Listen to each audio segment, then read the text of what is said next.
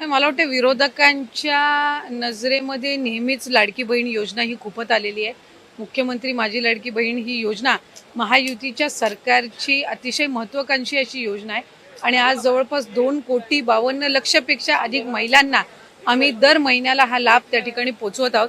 खरं तर विरोधकांनी तर अशा पद्धतीच्या सुद्धा वावड्या उठवल्या होत्या किंवा अशा पद्धतीचा सुद्धा अपप्रचार सुरू केला होता की निवडणुका झाल्यानंतर महायुतीचं सरकार आल्यानंतर महायुतीचं सरकार ही योजना बंद करेल अशा पद्धतीचा अपप्रचार त्यांनी सुरू केला होता. खरं तर त्या अपप्रचाराला कुठेही बळी पडू नये असं आम्ही सर्व लाडक्या बहिणींना आवाहन करत होतो आणि आज खऱ्या अर्थानं महायुतीच्या सरकारच्या वतीने आदरणीय अर्थ व नियोजन मंत्री उपमुख्यमंत्री अजितदादांनी आपला कारकिर्दीतला 11वा अर्थसंकल्प सादर करत असताना लाडक्या बहिणींच्यासाठी मुख्यमंत्री माझी लाडकी बहीण या योजनेसाठी जवळपास 36,000 कोटींची तरतूद ही त्यांनी यंदाच्या वर्षासाठी केलेली आहे आणि निश्चितपणाने ही करत असताना ही योजना कुठेही बंद होणार नाही. जो प्रचार विरोधकांकडून करण्यात आलेला होता की डिसेंबर महिन्यानंतर या योजनेचा लाभ मिळणार नाही, या उलट जानेवारी असेल त्याचबरोबर फेब्रुवारी आणि मार्च महिन्याचा एकत्रित असा लाभ याचं वितरण सुद्धा आम्ही 2 दिवसापूर्वीच सुरू केलेलं आहे आणि लाडक्या बहिणींच्या खात्यामध्ये फेब्रुवारी महिन्याचे 1500 हे त्या ठिकाणी 2 दिवसातच पोहोचलेले आहेत आणि मार्च महिन्याचे 1500 सुद्धा ते पोहोचवण्याचं काम सुद्धा प्रगतीपथावर आहे.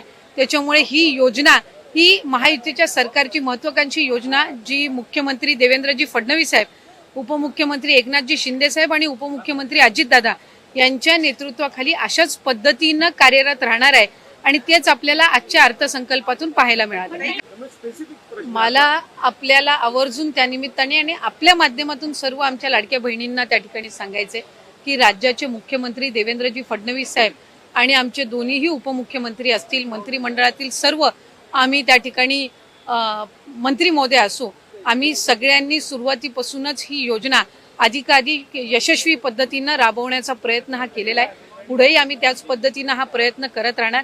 1500चा हप्ता हा महिलांच्या थेट खात्यामध्ये निवडणुकीच्या नंतर सुद्धा जवळपास 3 ते 4 हप्ते हे महिलांच्या खात्यामध्ये आज वितरित झालेले आहेत आणि त्याची प्रक्रिया सुरू आहे. अशाच पद्धतीने ही योजना पुढेही सुरू राहणार आहे. 2100च्या बाबतीतली जी भूमिका आहे ती राज्याचे मुख्यमंत्री देवेंद्र फडणवीस साहेबांनी, अजितदादांनी, शिंदे साहेबांनी सुद्धा वेळोवेळी मांडलेली आहे. एखादी महत्त्वाकांक्षी योजना ज्या वेळेला आपण आणत असतो त्यावेळेला त्याचा योग्य तो निर्णय राज्याचे मुख्यमंत्री आणि महायुतीचं सरकार ज्या वेळेला घेईल त्यावेळेला विभागाच्या वतीने आम्ही ते निश्चितपणाने या ठिकाणी घोषित करू. आज 1500चा लाभ देत असताना सुरुवातीला तर विरोधक म्हणायचे की हे 1500 पण तुम्हाला मिळणार नाहीत, पण त्यानंतर आम्ही ही योजना यशस्वीरित्या राबवली.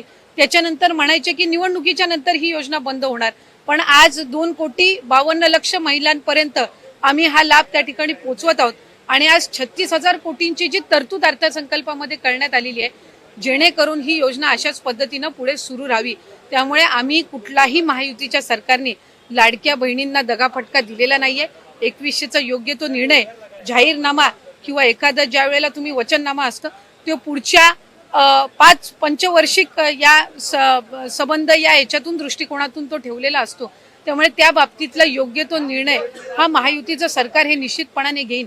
पण आपल्या माध्यमातून मला लाडक्या बहिणींना सांगायचंय की ही योजना कधीही बंद होणार नाही आणि महायुतीच्या सरकारकडून अशाच पद्धतीनं चालू राहील.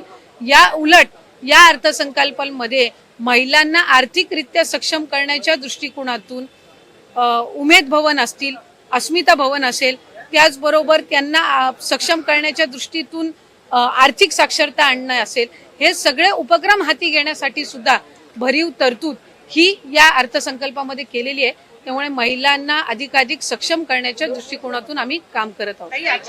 आपल्या माहितीसाठी मला सांगायचंय की मार्च महिन्यापर्यंतचा जो हप्ता आहे तो अर्थसंकल्पाच्या आधीच वितरित झालेला आहे आणि ही जी तरतूद आहे ही पुढच्या महिन्यांपर्यंत आहे. डिसेंबर महिन्यांमध्ये ज्या वेळेला ही जी केलेली तरतूद आहे या पलीकडे जर आपल्याला लाभासाठी तरतूद करावी लागली तर डिसेंबरच्या अधिवेशनामध्ये ती निश्चितपणाने करण्यात येईल. 36,000 कोटींची तरतूद जी आहे, पहिल्या वर्षाचे 3 महिन्याची तरतूद ही आधीच उपलब्ध करून दिलेली आहे. आता राहिले तुमचे 9 महिने आणि मग त्याच्यानंतर डिसेंबरच्या अधिवेशनामध्ये जर पुढच्या 3 महिन्यासाठी लागली तर त्या पद्धतीने ती पुरवणी मागण्यांमध्ये केली जात असते. त्यामुळे या योजनेला यशस्वीरित्या राबवण्यासाठी जी काही तरतुदीची गरज आहे दर महिन्याच्या लाभाकरिता ती या अर्थसंकल्पामध्ये झालेली आहे. आधार सीडिंग ज्यांचे अकाउंट झालेले आहेत त्यांना दर महिन्याचा लाभ वितरित होत असतो. नमो शेतकरी योजनेचा जे लाभ घेतात त्यांना नमो शेतकरीचे 1000 आणि मग वरचे जे 500 आहेत ते त्या ठिकाणी लाडक्या बहिणीच्या या तरतुदीतून मिळत असतात. संजय गांधी निराधार योजनेच्या ज्या लाभार्थी आहेत त्यांना 1500चा लाभ हा संजय गांधी निराधार योजनेतूनच मिळत असतो. त्याच्यामुळे या योजनेतून मिळण्याचं त्याच्यामध्ये काही कारण नाही.